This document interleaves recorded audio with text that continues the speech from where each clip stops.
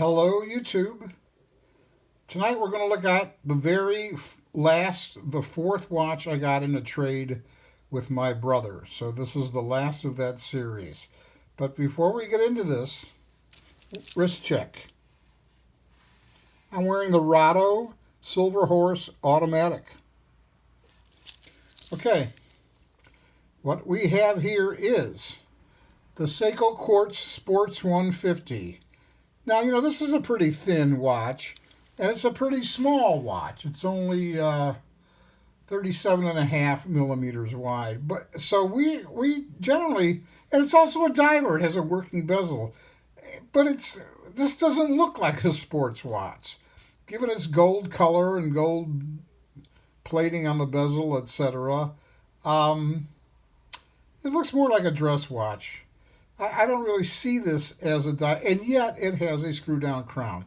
Okay, the Seiko Quartz Sports 150, 154, 150 meters.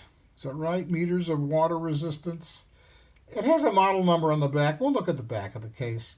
741575. Excuse me. Like I said, it has this bevel, but this bevel is unusually stiff.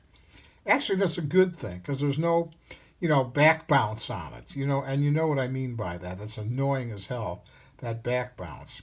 And the bezel has painted numerals at 10, 20, 30, 40, and 50 with the obligatory triangle at the 12.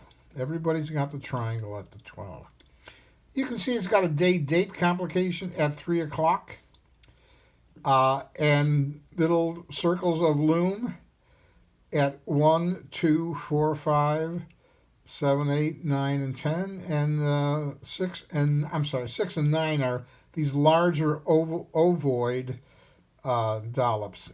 You can see the SQ for the Seiko Quartz rather, Sports 150. There's some really, really tiny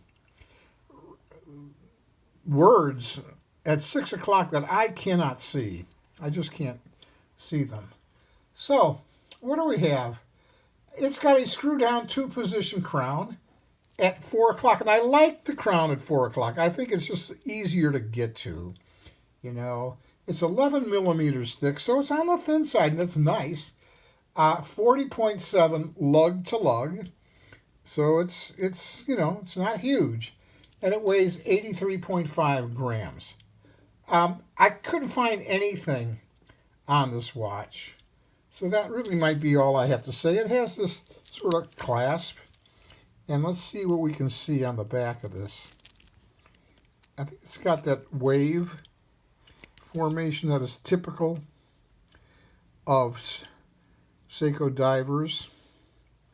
Can you see that? And you can see it as a screw-down case back with hollow end links and fold over.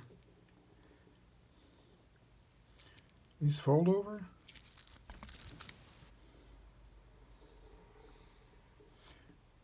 Well, oh God, they look solid, don't they? Or am I just going blind? Let's call it fold over because that's what my notes say. Links. That's really about all I have, people. I couldn't find a thing about this, okay? Other than what I've told you, and most of that were my own personal measurements. It is showing, it was probably a very nice two-tone bracelet, and you can see after years of honest love and honest wear that it's rubbed off on the center row of links. The plating is rubbed off. Also, because of honest love and honest wear, there's a lot of lateral play, side-to-side play in these links. And you want to know something? That might annoy some people, but once it's securely on your wrist, it's you don't feel that at all. They don't move around. Actually, this is because it came to me from my brother. It's perhaps a mite snug on me, which means I don't feel anything moving around. And we're already maxed out on the micro adjustments on the clasp. There you go. That's all I gotta say. Short video on an old watch. God bless you. I love you all. Take good care. Bye-bye.